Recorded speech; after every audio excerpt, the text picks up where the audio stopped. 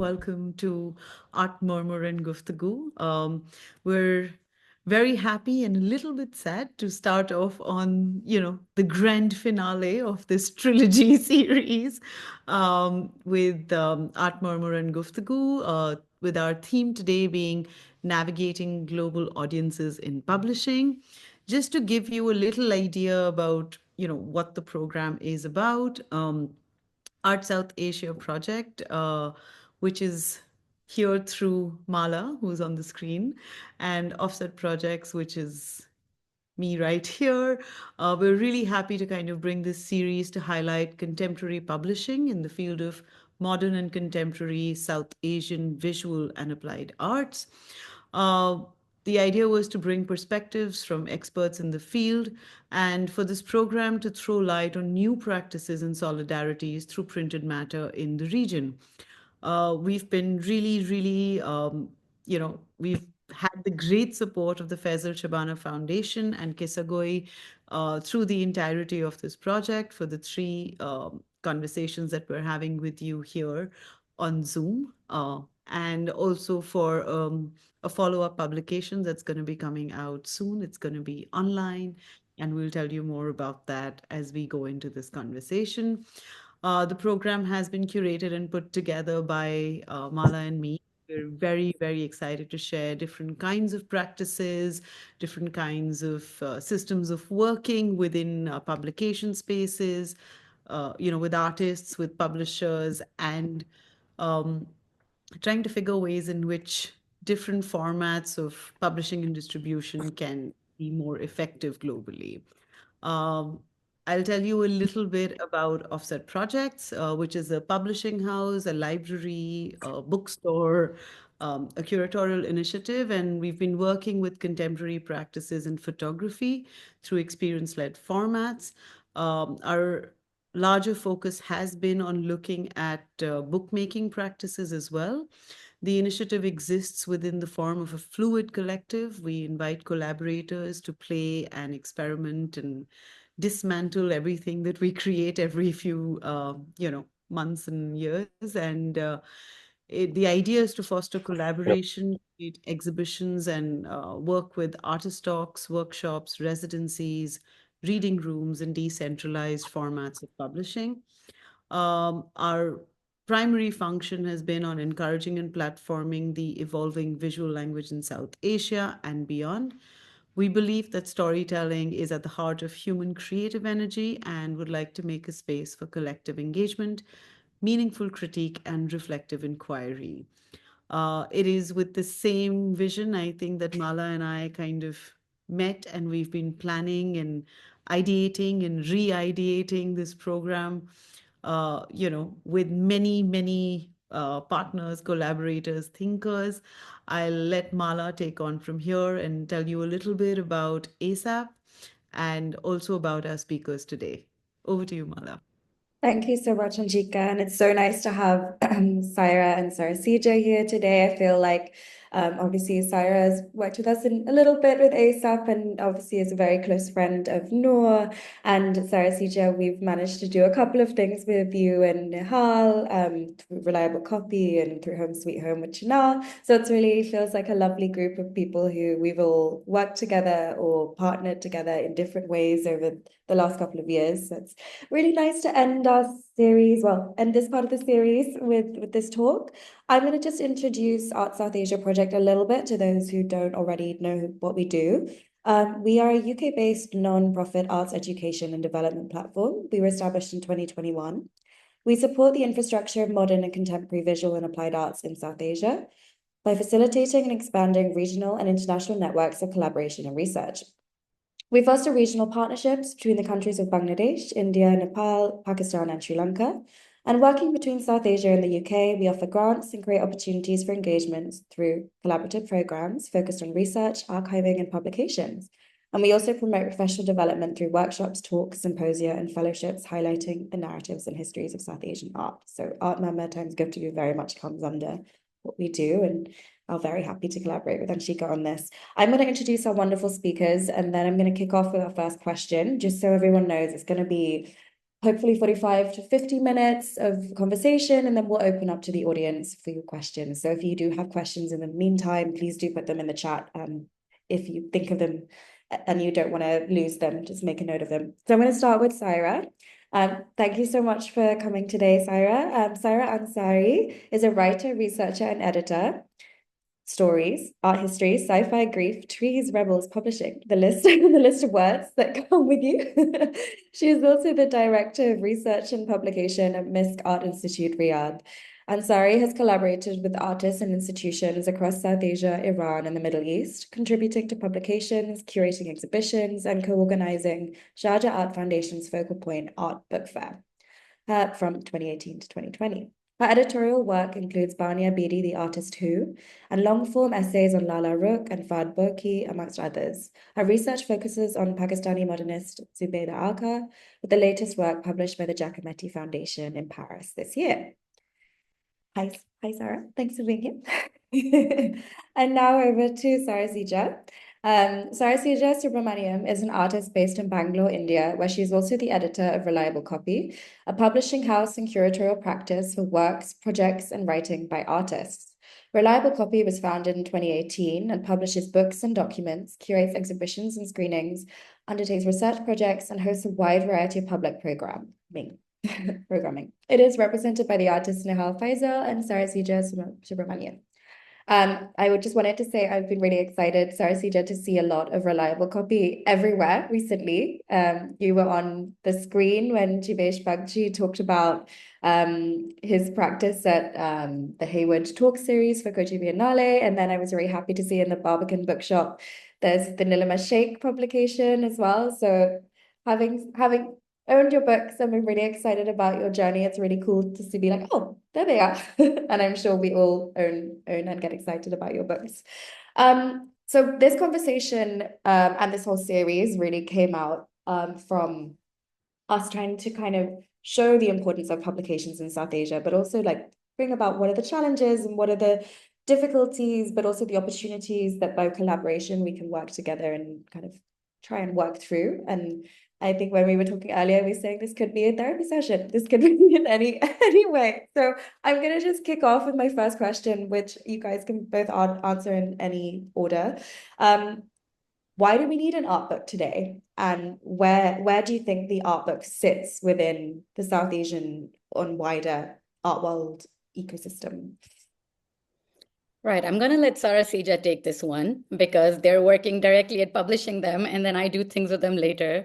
And I just wanted to say for everybody joining in, our bios make us sound very, very serious, but we're a bunch of very friendly, happy people. So I think the conversation is going to go like that. Sarah, I'll let you take it. That was very smart. Quickly taking the mic first and then passing it on to me. Wow, that's a really, really wide question. I don't know what the very kind of succinct answer to that would be. I guess for us, when we started, the art book was something, or I wouldn't really say, I'm not really sure art book is a very good definition of what we do. I think we're just kind of working with artists on publications. Sometimes it's an artist book, but sometimes it's research, sometimes it's something else. But I think that it sits somewhere outside of, at least what I feel at the moment, is that it sits very much outside of what we are familiar with in the art market and the gallery space. And so that was one of the reasons that Reliable Copy came about, was to kind of see these spaces that honestly have existed for a century in other parts of the world and in various parts of South Asia also, which basically are artists or cultural practitioners at large who are trying to figure out ways to disseminate ideas that don't always sit within the art market or the white cube. And this became like the publication or the book format became one really, really key way in which these ideas were disseminated. I was listening to yesterday one of the previous Art Murmur Guftgu talks with Nayantara, and she said something really nice where she was like, we constantly thinking about where the art book exists or where a publication exists. But most of the time, when we need to find out what has happened before us in how much ever distance or geography time, then you are looking back to a publication. You are trying to look at a catalog or a book or a paper or something that documented something that you now need to access today. And I thought that was kind of great because that's also what we're constantly doing. It is about trying to get that information to move in one other way through one other channel.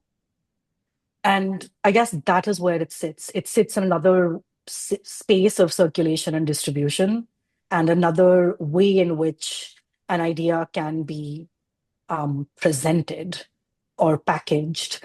And then it has a way of conversing with what's happening in the institution and the museum and the gallery, of course, and in the studio. But it holds a life of its own. And I guess maybe that's kind of my answer. Yeah. Right. I think that kind of covers a lot of areas that I want to talk about, having worked on them independently and then with institutions and then with galleries. It's very important. I think the term, it becomes a very blanket term, and a lot of people are very confused by it in terms of either accessing it or producing it. A lot of people assume that art books are just coffee table books, which are big and hefty and expensive, and that a lot of money and time goes into it. Any book, even if it's a 30-page book, will take a lot of money and time. But I think the idea is why you're making a book, and it could be anything from a monograph that celebrates an artist's practice. It could be a catalogue raisonné, which is the entire practice of an artist, or it could be a zine, which is looking at a glimpse, really, 2 days in the life of an artist. And again, I think we take the word artist again, a very blanket term, because you have everybody who's researchers, writers, poets, designers, architects.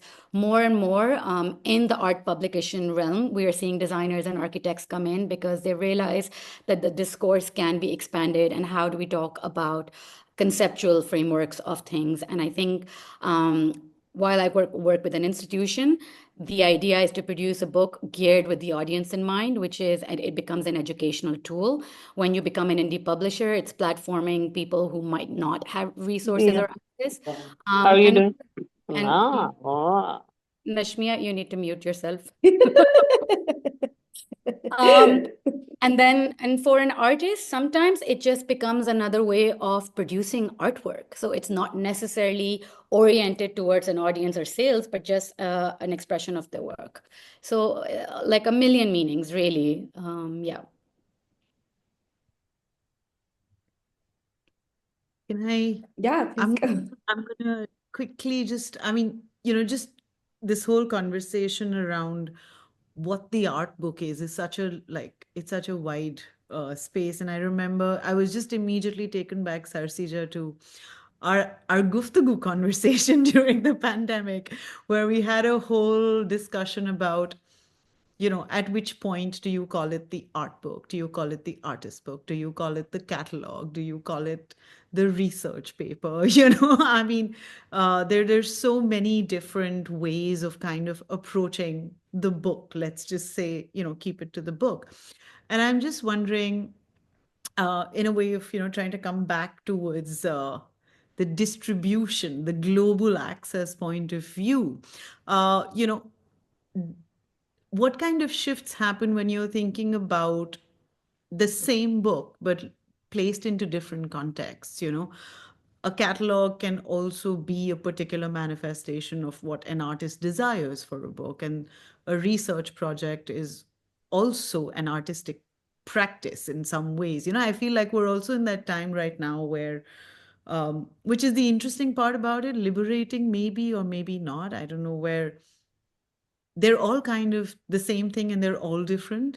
So when you think about like distribution spaces, and I mean, Saira, of course, with the way that you've worked in the dissemination of publications at large and setting up book fairs, but Sarsija, I mean, Reliable has such a wide distribution system of getting books to India and taking books outside. Like, how do you define, like, is there a need to define? Is there a need to ignore the definitions? And like when we're talking about this publication within the art world ecology, within what if we wanted to be at a bookshop? Like, how do you define where that distribution goes, in that sense? Um, I don't think defining it as an art book or not defining it as an art book or as a catalog has too much of an impact on the distribution itself. But I think more and more that we've started noticing is that being the publisher in that equation, as opposed to a self-published object where you have only one or two books, or you have a really small print run, makes a really dramatic effect in distribution. Because if you want to work with numbers and you want to work with a reasonable kind of geographical reach, then scaling up automatically means that a distributor or a bookshop wants more from you. So getting in touch with somebody and saying, we've done one book, it didn't work. It had no impact. And so when we started out Reliable Copy 6 years ago, we started then also distributing for other publishers in the country, because then we were able to figure out the ways in which it functions. You need at least like 10 titles to be able to say, now, can you work with me, Because it comes down to finances, no? There are only so many margins. And you're sharing it between the publisher and the distributor and the bookshop. And sometimes the bookshop is then taking it forward into some other space like a fair. And then by the end of it, if you aren't giving numbers, there is no way to move ahead.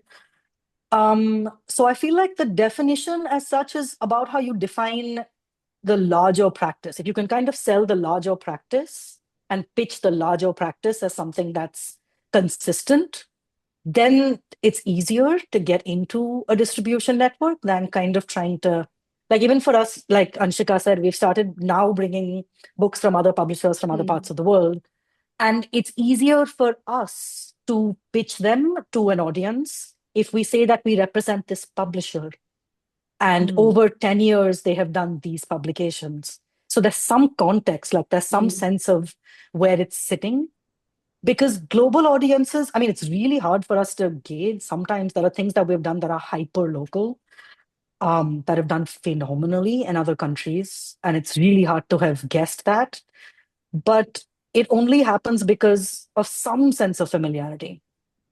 So if you can show that there are 20 publications, even if none of them are familiar, they give each other something and you get a sense of the larger practice. And so, I don't know. I think there's some way in which someone picks it up, which is true for any of this. Like even for a distributor, for a bookshop, they need to be able to market you. And so you need to give them something, like you need to give them some kind of in. Yeah. Right. And also I it's I feel 90% of the work. I feel very differently about definitions, actually. I think that when you are an art publisher, again, how do you define yourself? So you could be a completely independent publisher, like you are Reliable Copy, and you've built a name for yourself across the last a few years, which has included a lot of traveling and meeting people and explaining who you are. Whereas somebody who's been around for a long time, Skira, they, people understand them as a very big brand art publisher, one of the big fives. Regardless of what they're producing, they will immediately have distribution based on their name. So I think it really, really is a very, very interesting kind of landscape. I did want to respond to a couple of words that Anshika said. I think when you think about catalogs, for instance, they're incredibly short-lived. Live the life of an exhibition, and then they end up in the hands of very few people, either the artists themselves, the collectors whose works are there, or the galleries. Really, it ends up being maybe a research document, but anything else, long form essays or artistic practice, live on for a very, very long time. There has been an extreme kind of spotlight on South Asian practices in the last decade, I would say, with this kind of shift towards global South, and people are kind of scrambling to find these books, and which is where institutions and publishers slash distributors kind of come into play. But again, distribution is very, very challenging. So a lot of times, this used to happen with exhibitions before. A lot of gallerists or artists who are probably in the audience right now would know that when foreign institutions or curators want to do something with South Asia, they'll tap a few people they know, and they'll pick up the few names they know, and they'll show the same artists again and again. It happens, it could happen with publishing, there's a risk, but it's still such a wild, wild west right now in that way. But I do think in terms of definitions, when you're distributing, if your print run is over a couple of thousands, is the only time a chain bookshop would pick you up. But if your print run is say 1500 and under, then you'll be picked up by book fairs, or let's say Print and Matter is such a fantastic platform in New York, where actually, even though I know Nihal and Sarasija personally, I've picked up reliable copybooks in New York at Print and Matter. And, you know, people are going to that particular shop to say, okay, what's happening with independent publishing across the world? So it really, really matters what you're publishing and who you're publishing. If you're a big name artist, the amount of people who are ready to pick you up without even knowing the quality of the content, it's kind of like sad, but it is a constant battle what we're fighting. Yeah, and she's right. I think familiarity, we thought about this so much because we were in New York for a few months this year. And if someone is not familiar with something on the cover, then the chances of them picking it up are really slim.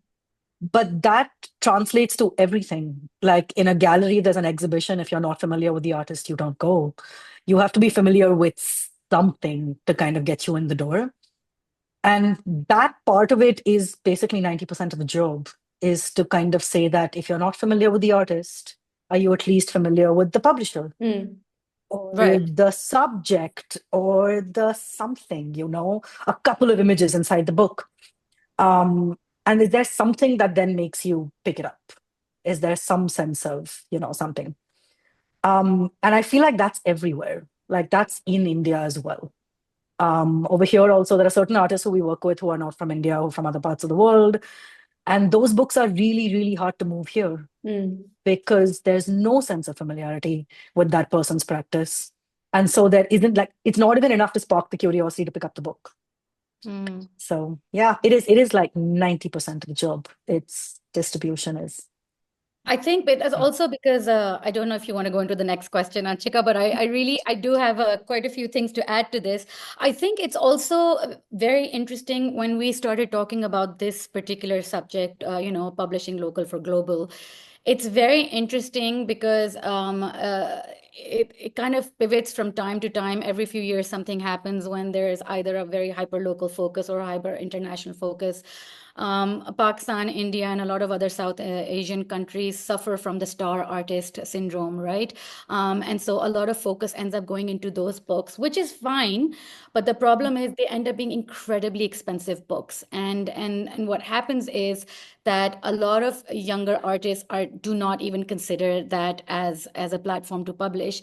But what's happening is there's a lot of international publishers who are now focusing on providing books that are geographically from far away.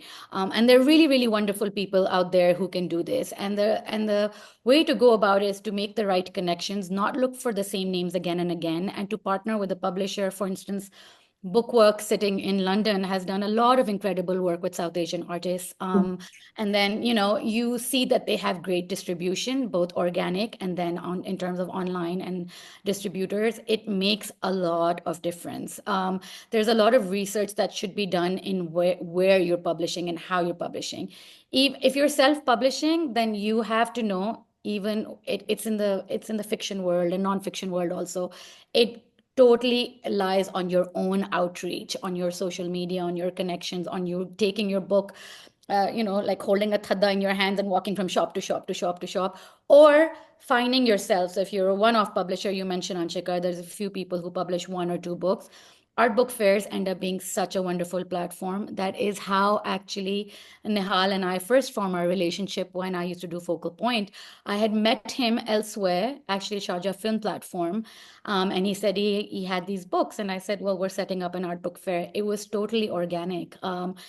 There's a lot of, I know that the publishing world is also not very big on Instagram profiles and pictures and everything. Even I hate doing it. But then you have to do a lot of work meeting people and talking. You have to sell the product that you're making.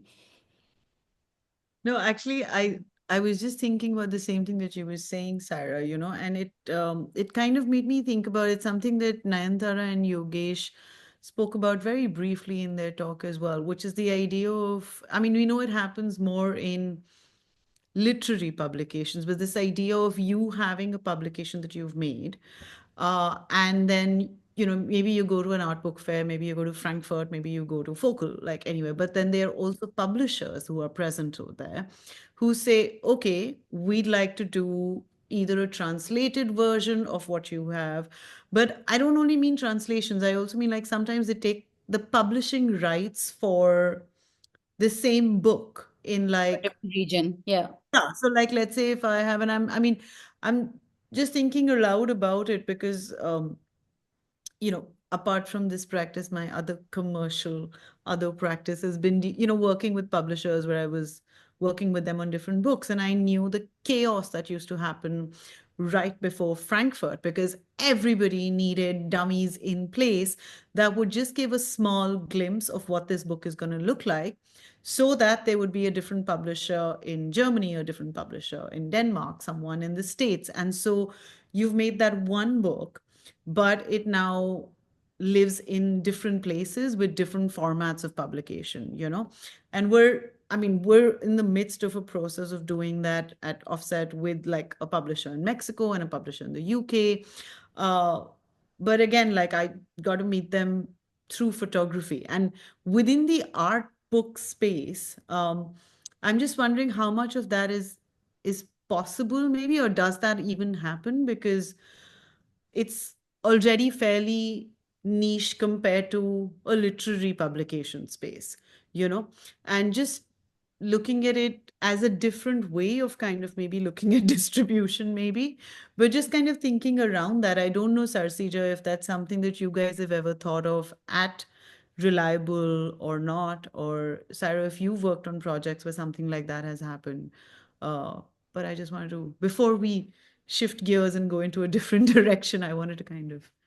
I mean, when you say niche, of course, the numbers are far lower than the, mainstream publishing. But honestly, there's two things to it. One, you're never going to recover the money you put in a book. That's just never going to happen. Yeah, and even if you sell out, you're not going to make money like perhaps a fiction writer will. So that should never be on the agenda. I think the agenda should be when trade fairs are very hard for art book publishers if they're not mainstream. If they're not publishing in thousands, then a trade fair like Frankfurt, which is an excellent platform, doesn't really work for you. Again, translations should be something that you take independently. You don't need to sell rights through a trade fair. You go through agencies or you go through people. Having said that, I think attending these fairs at least once or twice does give you an idea of how they operate. And it's always worth checking in. Trade fairs sometimes do have sections for institutions and nonprofits, and they'll give them maybe a space for free or a platform to talk and pitch themselves. If that's an opportunity, jump and take it. I don't think we've ever looked at the trade fair side of things, but I do know a few publishers. I don't know if it's exactly what Anshika described. It's not really something that we have done, but not necessarily giving up the rights of it to another publisher. But there's a lot of like this concept of co-publishing is really useful. Right. It's unbelievably useful because it decentralizes the production, which is a huge plus in many, many parts of the world. And it also decentralizes your distribution network because you automatically double it.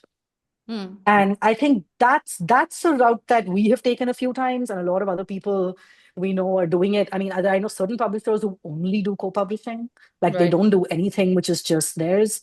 And I think that's super effective.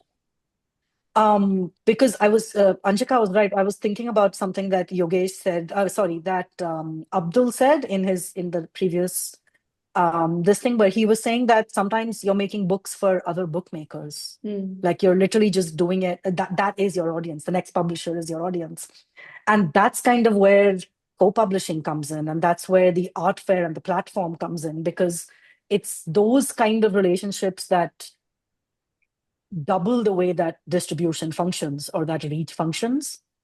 It's Um, amazing actually. Co-publishing can also provide support to smaller operations to piggyback exactly. off of something bigger. So not in just terms of like financial support or technical support is very, very important. So Mm. a publisher might have more technical support in terms of just not even just in terms of editing or anything, but like on press, how to look at production. But their social media could end up giving you the sales that you might not have. And co-publishing Exactly. is a really wonderful opportunity as long as you go in well informed on what the rights of sharing are, Mhm. and who Yeah. owns and who can sell. A lot of things come in that way. It also means that if you're co-publishing a book, for instance, if Mala and I did a book and we set the price at like $100, if tomorrow she starts selling it at a different price, like that has to be pre-agreed. You can't, Mhm. so you hold your own stock. There's a lot, it's a relationship that goes till the end of the life of the book. And then the second edition can be then kind of figured out. And I think Anshika, you did that for one of the offset projects. I think I interviewed you for something a long time back and your second run for something. Yeah. Yeah, we did that already, and we're now doing, I mean, the current project that we're doing is also on that. For us, though, it's always been really important that we're involved in the content of what is being produced as well. It's just something we've kept as like a core idea because we want to make books and we want to present voices, that we believe in, which is also like, I guess, super tricky in terms of you might get a publisher who, on paper, everything might sound right, but then they might end up wanting someone on board that you ideologically don't agree with, you're going to do. And I think today those worlds are kind of coming into ours more and more. So we had a very clear conversation, and they'd actually invited me to be a co editor for a book. And I said, that's great, but you're based in the UK and it might be there for like £10, but I'd like to really make it available here for like not 4,000 Mhm. rupees, like which Right. who can access it then? And so we kind of had a series of conversations among the editors, and we'd known each other for a while. And we said, great. So all of us get to bring in, it's a book called Photo Book Conversations. We are talking with photo book publishers from around the world. Mhm. And so for me, it was also a way to kind of ensure that it's not just like voices of like one region, but that they're voices that I want to bring in, like practices that I believe in, and the same for like the Mexican publisher. And I mean, it works out well. I totally agree with what you're saying in terms of resources, because now instead of me having to do this book on my own, there is, an editor from someone else, there's a designer from somewhere else. We're all like, I'm not reaching out to like 25 people, but like there a few of us reaching out to a smaller number of people, and so we're able to work through time really well. But I mean, I think the other part of it was also, it's something that we've been thinking about at offset, but I think it's also something coming into conversation now, which is, what is a sustainable book practice? Mm. How do you think around that? um, and I mean, just to say, Saira, I mean, we were working with Tasveer. I think that's the one that you were talking about. They're based in Pakistan. And just to get their books here, because we represent them here in India, but books have gone from Lahore to New York to come to Delhi, which is just ridiculous, And so now we're going into a co-publication, and that, just from a resource point of view, just from a sustainability point of view, I feel like it's also important to maybe ask you guys this question. Like, what do you think?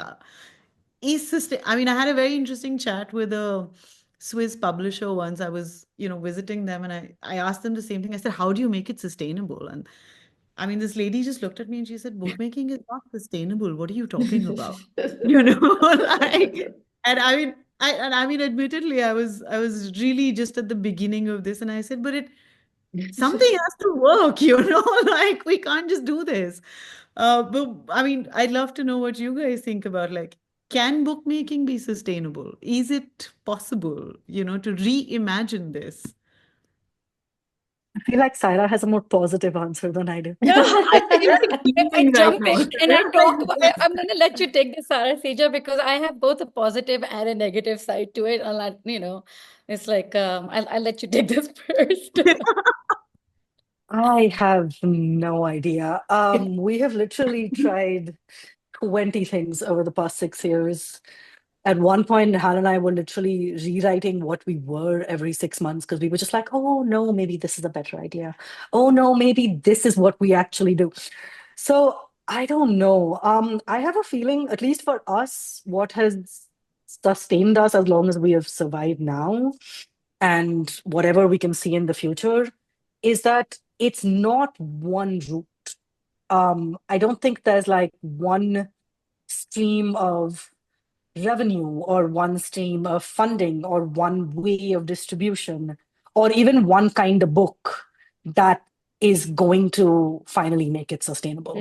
You have to figure out, we have like some 6 ways in which we do each of these things. There are 6 ways in which we do distribution, 5 ways in which we fundraise. And then because of that, eventually at the end of each year, it feels like, okay, one more year, practical, you know? So I feel like maybe that's it. I think it's not about finding that one route. It's just about kind of some kind of cut paste of a bunch of things that eventually works out. And I feel like that's why it was like 10 failed tries and then 5 things that worked out. And all 5 have to run together. If we let go of even one of them, we're not going to survive.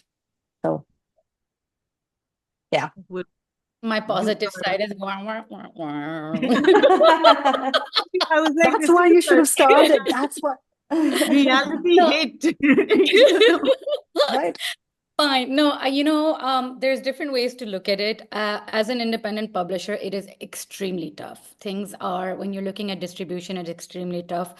There's different ways to look at what you mean by sustainability, right? So if you're sustaining yourself as a business, at the expense of personal health, you can sustain it by then carrying things yourself and taking them places and figuring out consignment versus sales, all of these things. But I do think for me, one of the biggest challenges, especially working with institutions, is once the book is produced, they go on to the next project, and that is the least sustainable practice. I think once you produce a book, you really squeeze the shit out of it. Really, you spread it, you program it, you have talks, you take it, especially if it's educational, take it to universities, take it to book reading clubs, as much as you can spread it out. What happens then is the dissemination, if you can spread it instead of the few months after to a couple of years, and it is possible to do at least a year and a half, 2 years of programming to really push it. You're able to then get more bang for buck, which means not necessarily getting money every time, but more exposure for yourself content, because it's a project that you've produced, which will have a long life and it shouldn't die out. So that's one. In terms of financially sustaining publications, I think that more and more independent publishers are exploring cheaper ways of producing good quality print. And you'll see people from across the world either printing in India or Turkey or Belgium. I mean, fine, there's still publishers producing in Milan, but you're getting excellent paper and excellent printing kind of results. So those are things to really, really for every publisher to explore how the production can reduce their costs. I just did this research publication with the Giacometti Foundation, right? It's a lifelong kind of project that I've been working on, lifelong, matlab 10 years, Joby. But the way that they produced it is the very, very light black and white copy that you can buy for, एक second, मैं थोड़ी सी अंधी हूँ, like 12 euros, right? For a very, very serious research copy. And what they've also done is given me a very big amount of books that I can distribute or myself or give it away. Those are things to explore, that if it's information that you're just trying to disseminate, go cheaper on production. If it's really a beautiful book, then find funding, talk to people, really, really look for that kind of money. So the plan to be sustainable is every book requires a different business plan. So that was my positive spin. Yeah, that was not My bad actually. co-publisher, my co-publisher is in this talk as well. So I think, Duncan, maybe there's more things to think around now, slowly. Now, the first thing you said, Saira, is interesting. This kind of pushing and using the book to get yourself like more time with it. I think that is also something where co-publishing works out. Because when a small publisher is working with something like an institution to co-publish, then the institution is doing 20 things that year, whereas the smaller publisher is doing 5. So there's so much more focus that can be given to that one thing that needs to be pushed forward, you know? Like there's some kind of balance in these relationships that makes some kind of difference. Yeah, that's interesting. I'm glad there's a positive spin to it. Yeah, we can move on to a more challenging question if you want. Ira, how do we distribute then? How do you make it happen? How? And across borders and thinking about these, like, I mean, the guerrilla, we've spoken about this in like the first 2 talks, I feel, and Chika as well. These like guerrilla methods that, I mean, you guys as offset projects and also Edition Jojo in India, but then also different bodies in Pakistan and Bangladesh and Sri Lanka and carrying these in suitcases, as you said, Saira, going to New York. I mean, sorry, going to New York to get something from Pakistan, and I think that was Anshika, Right. sorry. But how to like these kind of tactics? Do we have to do guerrilla tactics in the region, or how else? Just Can I building tell on you that. something really interesting? I wouldn't say that I would be an expert to talk about Pakistan. I work a lot with Pakistani artists, but I haven't really worked in publishing there extensively. But I have to say something. For the longest time, and I know there's some people in the audience who are friends who are publishing as fiction writers or on fashion or art. For the longest time, Pakistani writers relied on Indian publishing infrastructure to produce and distribute. Obviously, the right wing wave across the world has been very damaging for that. And I don't know if she's in this talk or not. Meher Hussein's publication project, which was actually produced and it was about to be distributed, is when the bans came, and she was stuck with the project that they'd worked on for years and it couldn't be distributed, which was terrible. What's happened since then is that I've noticed that a lot more homegrown publishers have sprung up in Pakistan. One of them is this delightful publisher in Lahore called People Press, and there are several others, and they are now having to work around that. So I mean, I feel like with Pakistan and India, every time somebody slaps a ban, we're like, ठीक है यार, हम एक और कोई तरीका ढूंढ लेंगे, कोई बात नहीं. That is happening. I mean, it is still the audiences are co-shared, and so via Dubai or Sharjah, those things are happening. But I think the more and more one is able to figure out, guerrilla tactics will always be there. I think that we have to realize that a lot more people are traveling to buy books as well. So if they can get it, if there's a shop that is closer, not so New York, but maybe Middle East, there are ways that people can get those books. And then again, art book fairs do make people meet. So when I used to do Focal Point, there was Vasil from Pakistan and Coach from India, and or there was another one from India, actually, I'm forgetting their name, Farside, I think. They ended up and they ended up meeting at that platform and doing collaborative projects and sharing guerrilla stock with each other. There's so much delight still in that I think we should really encourage that. I mean, I saw Vasal's work at a Far Side showcase because we were That presenting happened our after Focal Point. I was and so then, happy. yeah. You're the top India dosti. Yeah, I mean, and I think that's been such a urgency in some ways because it's not just, I think when we think about global access and global distribution, yes, there's one huge part of it is going from South Asia to the West, which is like, which I mean, also it's just, I mean, I know Gorilla is great, but it's just super expensive. Yeah. How many times are you going to be able to go for, we've been at Printed Matter every year, I think, since the pandemic, but we've always had someone say, okay, I'll represent you this time. And then, we've done that in different ways at, let's say, polycopies or like different kinds of now, but it's just not pragmatic, after a But while. like you already mentioned with the co-publishing, like if you and I were to do a project, I would print it here and you can print it in India, and we find a way to print it then digitally, then maybe not go offset printing, for instance, or or if we can, then great, but digitally at least you can. Then that's more content sharing than actually quality sharing. Obviously, you compromise. There will be a day when we will all be friends again. But there are ways to explore how you can do this, really. But I mean, that's what I was getting to. I mean, for us, one struggle is the West to South Asia, but even within South Asia, it's so difficult. Like, how do people in Pakistan and people in India share books with each other? I mean, Ambreen is here, and I mean, I'm hoping Ambreen's gonna put up a question or something, but I really want to think about that. I want to say, how do we do this? And with Nepal, like, okay, Nepal, and I mean, also because I'm in Delhi and not in, let's say, Chennai or Kerala, it's, there is a proximity and there's a relationship that's developed and we're doing a constant exchange. But like Sri Lanka, I mean, I was talking to Imad about it today.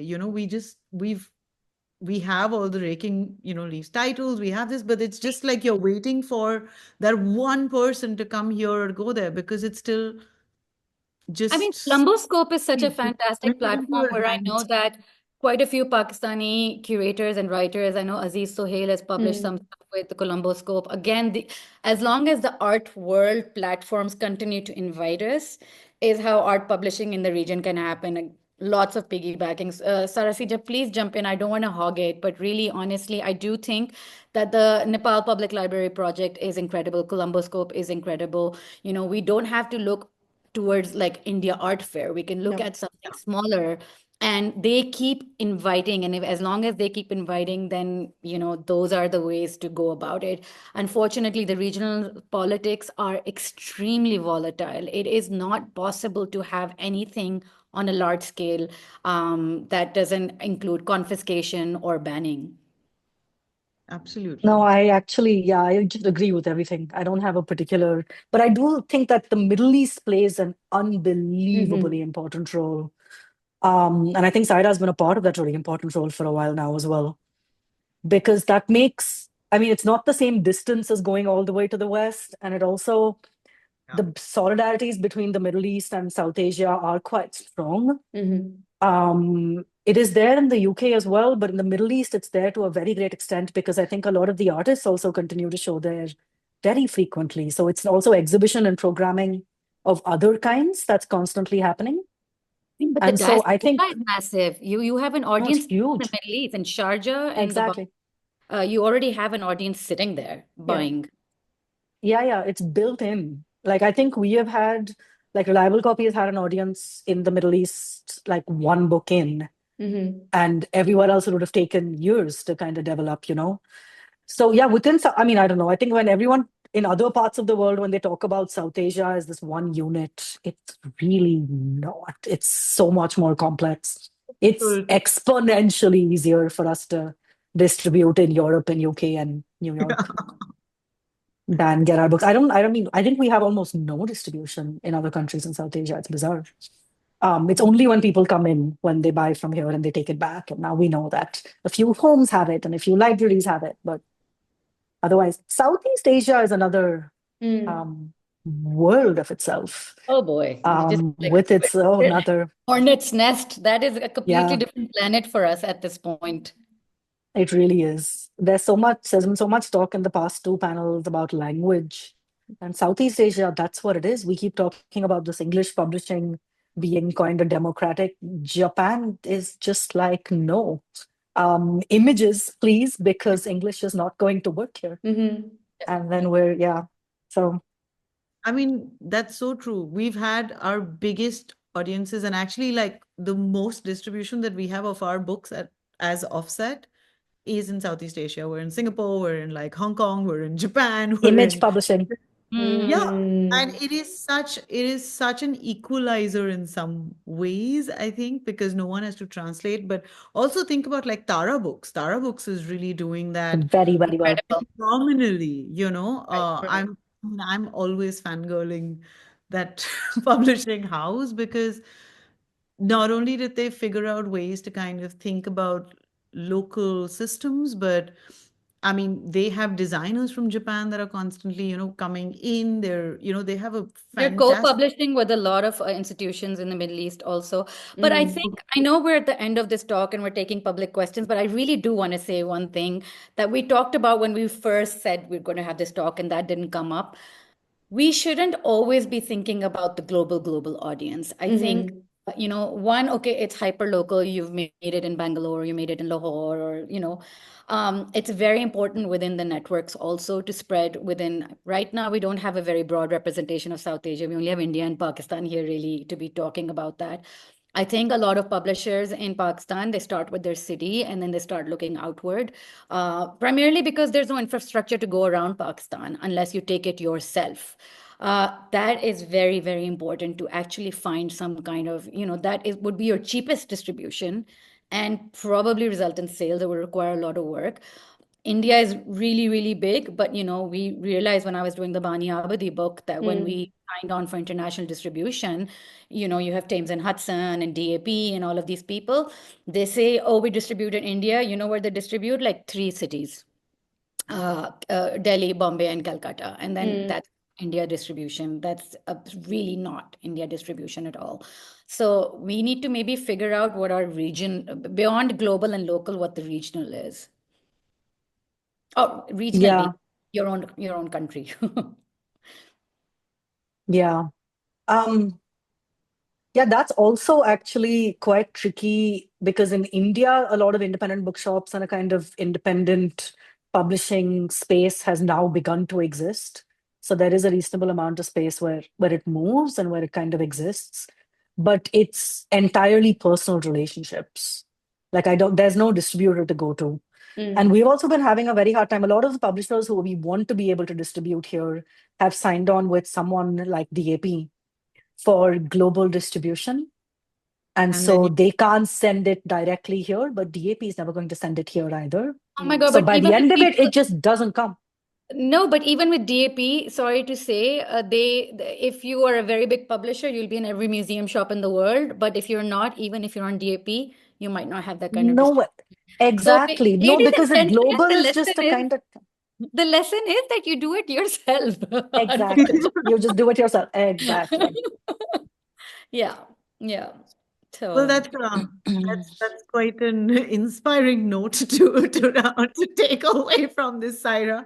The lesson is that it's not about the South, or you know, I mean, hopefully there will be more conversations that will get triggered wait, off. okay, no, let's not end on that note. Let me just We're say, not ending. We're not ending at all.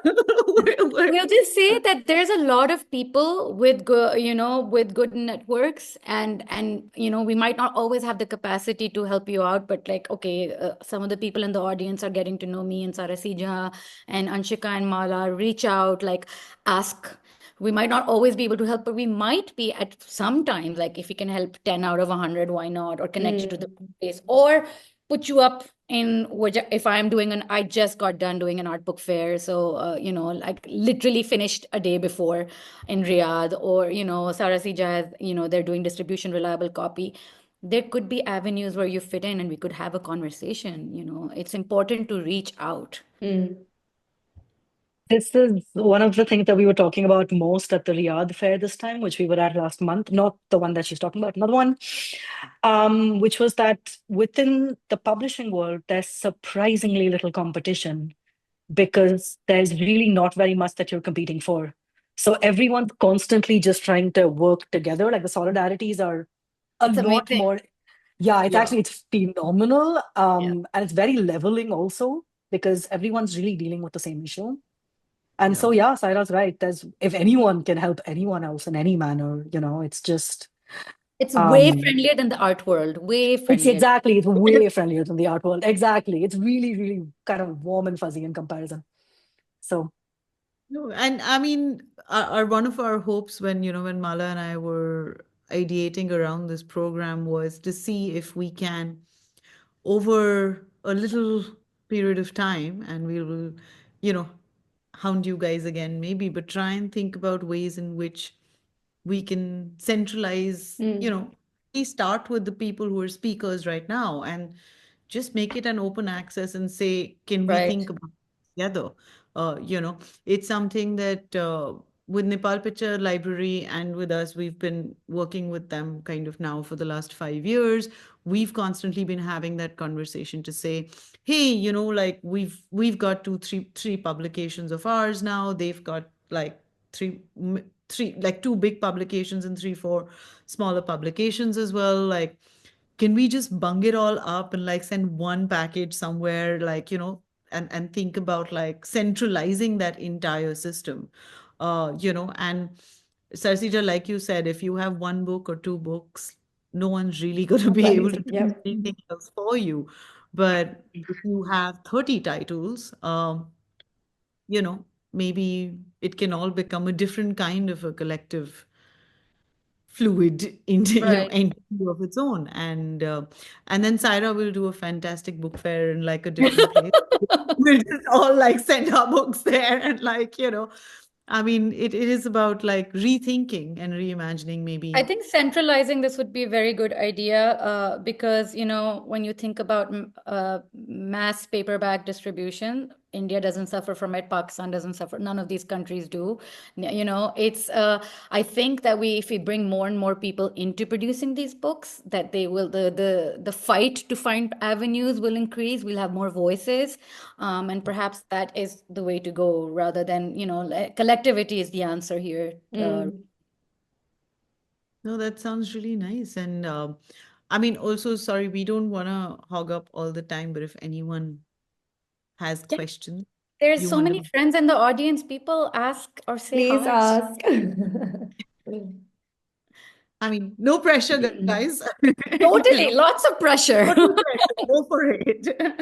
you know, but yeah, I mean, I think it's been really nice to hear from both of you and understand, like, small things around distribution systems that, like, I think what you guys did, Sarsija, it was such an intelligent way to kind of say, okay, now we have 10 books. Now let's talk. What do we Uh, do? Mm.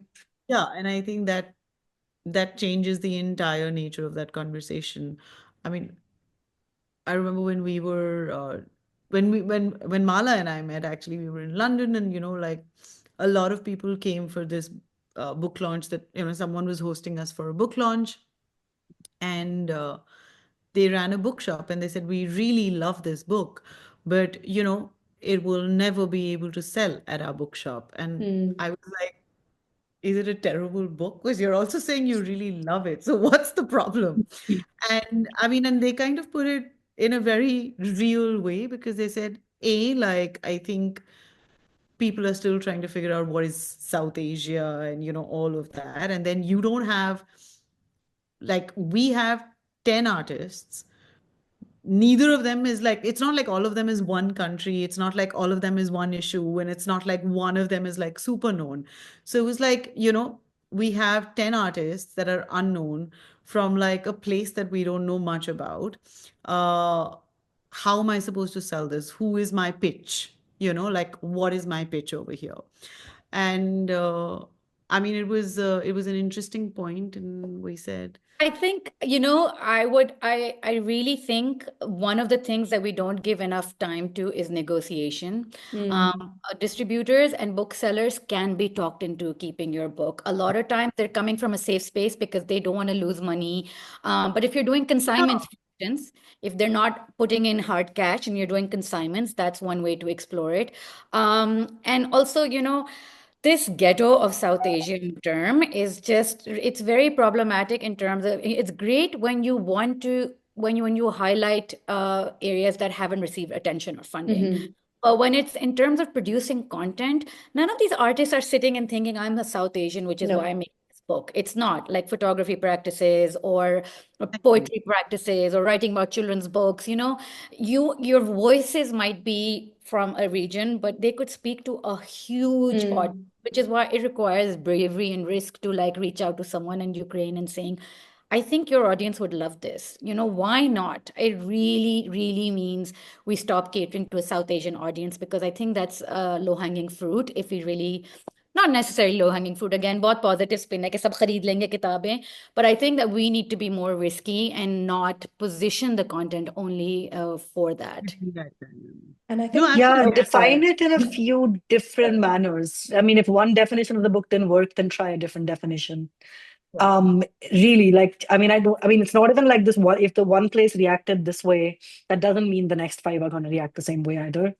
You just kind of have to, it's the same thing as grant writing, no? You just kind of keep redefining it, just kind of like wiggle into it in some manner, and then eventually they understand or somebody understands. But But you're constantly redefining how you function as well. So you kind of keep redefining the book also. but I think you were right, Saira, because I mean, I just said, you are putting up these terms right now. Why don't you just sit and read this for a bit? And if you want, I can take you through the book because I'm not giving you these terms. I'm just placing a book in front of you. So, and then he said, okay, why don't you take me through the book? And they picked up like 6 copies and they got sold out within a few months. So they were like, hey, so is anyone coming to London again? Can we restock these? So, I mean, it's kind of like that renegotiation. But the first thought that comes to people's mind is like No. people as bookshop owners is like, who's the peg? Like, which is the artist, which is like, who is famous in this entire dynamic? What is it? And then the first thing that they catch on to is South Asia, because they're like, that is a term, because we don't know the names of the artists, we don't know the name of the publisher, we don't know any of this. So the only thing we know is South Asia, you know. But why don't you read? You're the bookshop person. You should know what it's going to be, and it works out. But sorry, Mala, you. No, it's you all were- good. It was just picking up on that point that you made a while ago, Sarasija, and I think it's something that in our written publications we've also really got is the hyperlocal and how something so hyperlocal actually does reach audiences. So we don't have to explain it. People are actually interested. I mean, I've got your modernism book, for example, that's in 2 languages, or my dad loves this book and we talked about it in our prep call, but the banners with in Taxing Bangalore. muscles. That's the one, exactly. But also we on one of our writers for the publication is in this section is Bluffed, and Bluffed works really with like Tamil pulp fiction, I love Gujarati pulp Bluffed. fiction. So like it is like that's hyperlocal, but people are buying it all over the world. People are really interested in it. So I think it's like it's not because it's South Asian. It's because I mean I hope I don't know about it. I wonder what you guys think about that. And It's curiosity. yeah. It's curiosity Yeah, for sometimes the other. hyperlocal does better than something that's more general. Like if you Yeah. really flexing muscles is about one city in one part of the country, and it's still, No, the hyperlocal sometimes has a way of doing better. It's interesting that you mentioned Bluffed. I worked with them before. I love them. They're a mom and pop joint. They function out of like their bedroom, their office. Like they have more books than furniture.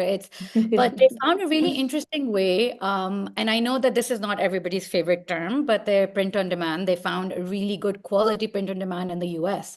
So instead of shipping their books from all the way from India, then print on demand has been done for academic books forever because it's just black and white, no photographs, no whatever. But he actually, I don't know how it's going, but at that point, Rakesh had discovered somebody who was doing really good multi-printing covers and details inside. And I don't know how that kind of panned out, but that was a really, really interesting way of not producing too much stock and not shipping for the US audience. And I think that within Pakistan and India, if you could set up print on demand presses, if I had a lot of money in my life, I would set up a print. But I know there's this wonderful friend of mine I don't know if she's still there, Mina Malik. She's doing a lot of great work for publishing in Pakistan. So let's see if we find print on demand. Like, why not? Let's not hate on it. I mean, the only thing that this is reminding me is, again, with the co-publishing project that we had, we were thinking about like print on demand. And then Ana, who's our Ana Casas, who's based in Mexico, she was completely aghast because she had just found out that Amazon now does print on demand. So you can literally place an order on Amazon and they will print Amazon it. is evil. Amazon Exactly. That's what I'm saying. That's what I'm saying. Like there is always like someone is gonna pick up like, that process and make it theirs. Can But I tell you what I just found out at the book fair? So I know that Amazon used to take a long time ago. I knew Amazon used to take 40% cut. I've just found out from a publisher they're doing 60% and DAP is taking 70%. Like you have to really reconsider, do you want to be on these big name distributions? Because if you just want to get the book out there, great. Those are great platforms. But if you are really trying to get any kind of money, then that is just really not. There's a question. Sorry, I get distracted so easily. That's Duncan. Hmm. What is Do he you want me saying? to read that out? Do Yes, you please. mind? One of the things I've always liked is the way that at the end of a book fair, big or small, some publishers have managed to organize that they leave copies of their books in the city when other bookstores haven't taken them. I wonder sometimes about how that process could be formalized or facilitated more, running with a similar principle of hospitality and shared storage in different spaces, where booksellers and publishers can pick up books. Do you have any thoughts on this? I I We know. do love it love all the this. Yeah. time. Yeah, I love this. We do it every single time. I know Kushi Um, is there in the audience as well, who is in India for, from the Archive of Modern Conflict. And she reached out with the same kind of a thing, saying, I have these books and, they're still here. Can I give them to you? But sorry, Sarasija. yeah, So no, we do this all the time. There are a couple of ways. One is, of course, because so one is leaving it back in the city, but the other is also that the publishers that you meet at the book fair, there are a reasonable number that also have their own storefronts, wherever they came from. So we do exchanges at the end of book fairs consistently. Um, they take it back to wherever they came from. Usually, like it's countries where your books are not reaching at all. Like from Riyadh, we sent to Singapore, Mm. and then we got a bunch of publications from there back here. And that's really effective. But sometimes when that doesn't work out, another thing that I've done a couple of times now is that if you can't find a place to leave it in that city, then ship it in the region. Like get it to another right. country which is in the region because you're saving so much on shipping, but you Mm. already might have a connection with just a neighboring country. And even that's enough, no? Like it'll just get into those That's bookshops. fantastic But advice, actually. Because this used to happen. I did the first three editions of Focal Point, and now that I have done the Misk Art Book Fair, a lot of it, I don't like Duncan's question of formalizing it. I don't think there's a way to formalize it because it's based on good faith and relationships, and you can really hope that people meet each other. The exchange of books is really interesting. I think that a lot of times publishers also make contacts that might not immediately materialize. So one of the ways that I think could work is your host platform, whether it's an institute or the art book fair, discuss with them what it would mean to store the books for not a very long time, maybe 2 weeks, 3 weeks, in which certain things could materialize, and then Mm. we ship it back. So even that, a book fair lasts between 3 to 7 days. If it's a trade fair, it's 10 to 12 days. Trade fairs, you can't do it. Indie book fairs, it's possible to develop those relationships or find friends in that city who might help. It always works. I'm very pleased that the book fair that we just closed, we were able to find distribution deals for two publishers who came, and our platform representation for indies who were there. It's a talk to the organizer of the book fairs. And also, if you're joining a book fair, really do your research on who is organizing before, it, and if they're going to, it's not about like it's a fun hip event to take pictures. People are investing time and money. Mm. Find out if those people are going to support you. You need to really look up those people. Honestly, I would say it's an investment on both sides, so that's very important. Shall we Just ask to the last? Oh, sorry, go. Yeah, no. Yeah. I was just echoing, I mean, reading out from Kuhu's message, where she said, I was just wondering what kind of avenues and infrastructure there are in India, Nepal, Bangladesh. You guys mentioned book fairs, and I'm having a hard time placing where book fairs happen in countries in South Asia for art books. I recently went to Hyderabad for a photo festival from the UK and paid for a table, imagining there would be a fair, but really I was the only one there. Uh, so, I mean, unfortunately, Kuhu, as far as I know, there aren't any art book fairs currently. I think, I mean, no, I'm I sorry. We also should have clarified. We kept saying book fairs, but every time we either mean the Middle East or Europe or Mm. America. Over here, There's been one-offs in India that we've participated. There used to be that there was one there's Gazine publishing, I think, in Mumbai. there are these pop-up, And then the So far side Bombay one Underground. happened. So Bombay you Underground happens in Mumbai, which Himanshu and Akitami, are the founders of the fair.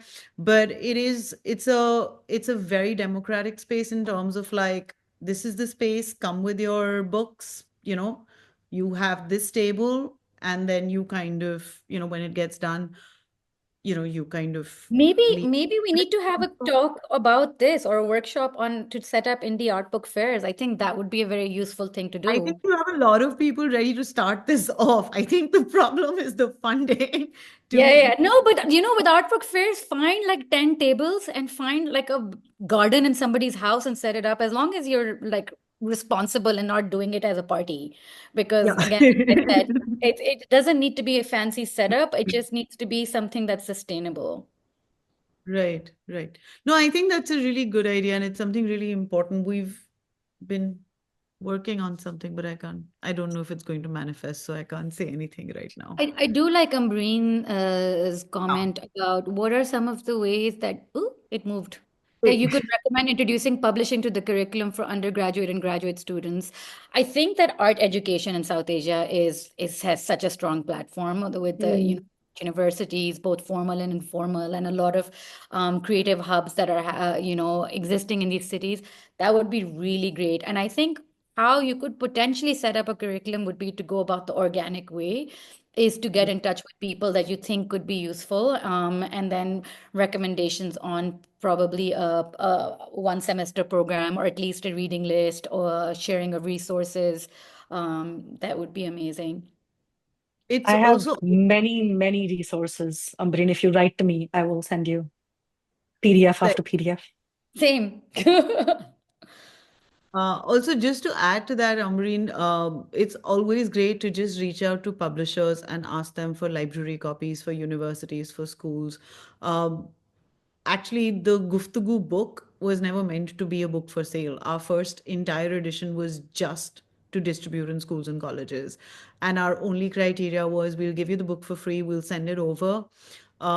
We just need to know that it's used as part of like a classroom setup. It's part of a conversation in whatever context, like, and then we spoke and we worked with teachers to talk about like the different layers, the different subjects. So publishers and if not even publishers, artists and authors are always craving to get that is like the audience I think is most satisfying for publishers and artists and writers because it's there where like conversation really happens in an interesting way. It's not about like who's collecting my book and all. It's just Right, like right, right. No, not no, really with about art, that. with younger artists, with galleries, those are questions that you unfortunately face. I mean, those can be, that's really not the main discourse at all, I think. They will learn eventually that the best way to go would be not the flamboyant way, but the silent and quiet and happy way, which is book publishing. Write Um, to publishers, just ask them for a library copy, an education copy. It's People you. share them, absolutely. I mean, so I like that Nashmi has posted about the Tagir Lahore space, which is again a non-profit. I don't know if it's non-profit, Nashmi, I'm not sure, but it is a creative space in Lahore where people can talk about photography and music and dance, and so these platforms again, we need like an area where we can list them. Like again, this centralized system of saying these are the spaces that could host you. Set up a pop-up of your books, why not? Like maybe that's another way.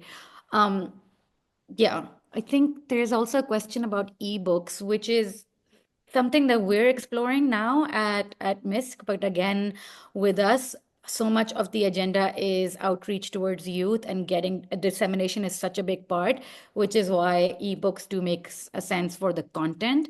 But if you're really going for art books that are editions or that are screen printed or that have different, that the tactility is important to the content, then ebooks really is not an option at all.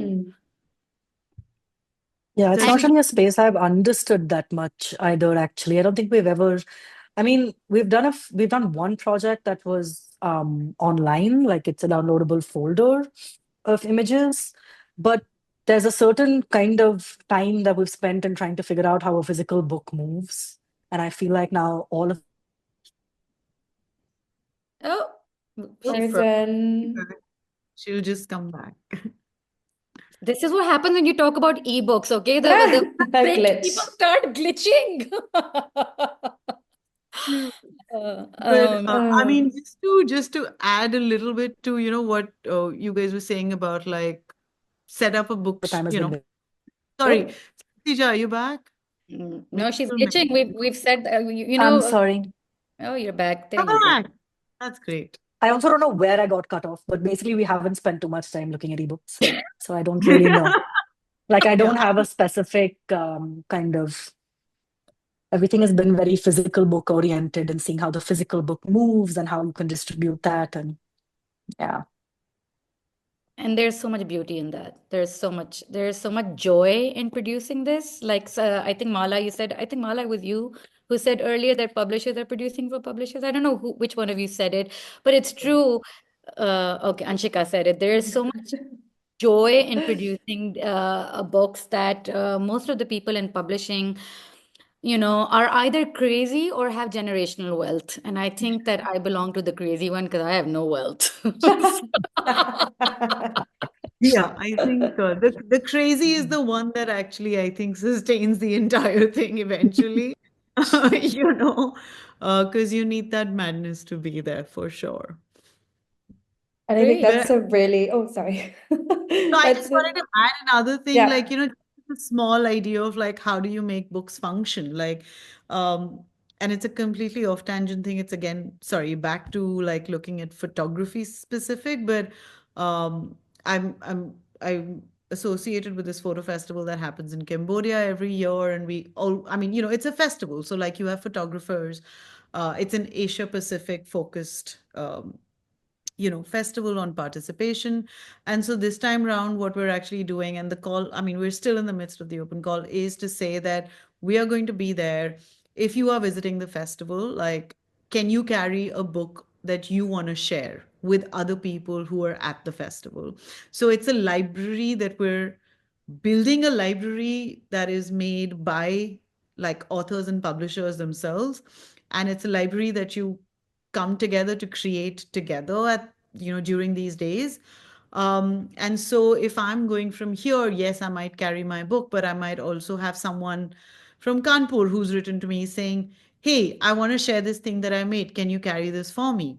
And I mean, that's the amazing thing about books, that they live without you necessarily having to be at every space. And then the idea is that once we have that library, I mean, there are few ways in which that could go, but if nothing else, like a book swap, or the whole thing travels elsewhere. And that's another way. I mean, of course, it doesn't help the sale of books at all, you know, but like Saira said, most of it is just madness. So I think that will satiate a lot of us either way, you know, and maybe there are many other versions of this that can be done in different ways. I'd be very happy to send a whole bunch of books to you, Nashmiya, and you guys can then do a pop up of your own over there in Lahore. I think if So we can, just to maybe get something useful out of this talk. I mean, if people are talking about it, maybe we can follow up with a resource list that Sarah Seja and I can put together. sure. People who actually attended the talk or see the recording later maybe could access it, or it could be a live document that people could build together. Honestly, I think that would be very helpful to a lot of people. And yeah, let's get some action points. See, this is my admin side saying, let's get some action points, people. Come on. yeah, no, I think that would be fabulous. And we at the end of this talk series, we're going to be releasing ebooks, let's say, but we're doing like a publication that has apart from like Saira and Sarsija, we have Bluffed, and we also have Nokta from Bangladesh, and we've spoken to these people. We'll have their inputs and ideas around distribution and navigating global audiences. we will have your transcripts as well within that PDF. So it would be great to then add to that, and have source.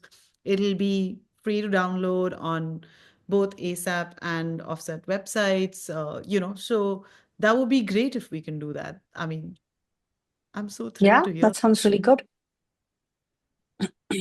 I think we like have come to a lovely close in terms of, I think at the beginning we asked that question of why the book and why the art book, and we came into lots of different tangents of what the art book means and everything. But I feel like I think we've tried to answer it in this talk, and I think we've come to a point of maybe we're making books because, well, I haven't made a book, but I'm making an ebook with Anshika. But because we're all crazy and love books and we're making them for each other, but also like this idea of this collaborative resource is so exciting, and it's so much of what ASAP kind of wants to do as well. And it's just working together to make sure that books do reach as wide an audience or as small an audience as people would like, but also that we can keep making them and that we can keep those conversations that are so important to happen, like this conversation today. So thank you guys so much for everything today and for all your time before as well. Thank you, Yes. Thank everybody. you. Thank you. This has been fantastic. And thank you to everybody else who's been here in the chat, listening, responding, thinking with us. And, uh, cannot wait to see where this goes. I think this can be very, very exciting. Uh, write to Sarasija, write to Saira, write to Mala, write to me if you have any questions. I'm volunteering you guys out. I'm like, please write to them. It's gonna work out great. But I think the only way to do this is to do this together. So we Oh, should. that's so lovely. Oh, God. Yes, it is one of those. But really, thank you so much for sharing everything tonight and for making this a very, very special talk. Saira क्या दिखा? वो comment नहीं पढ़ा जा रहा था मुझसे So yes, everyone is saying thank you, and there is also Nashmia who's saying Aminia Said from Adab Festival Karachi is making art academic kinds of books for a general school curriculum, and there are other projects like Risala who are also doing it. Am I pronouncing that right? I Yes, don't know. yes. Yes. Let's get all of the, we'll collect and disseminate books of Meena, Nihal. Good. Meena's adding herself to the tiny crazy publisher list. So I think yes, we're all tiny crazy publishers. And exciting things will happen. Thanks so much. Thank you so much, everyone. Bye. Bye.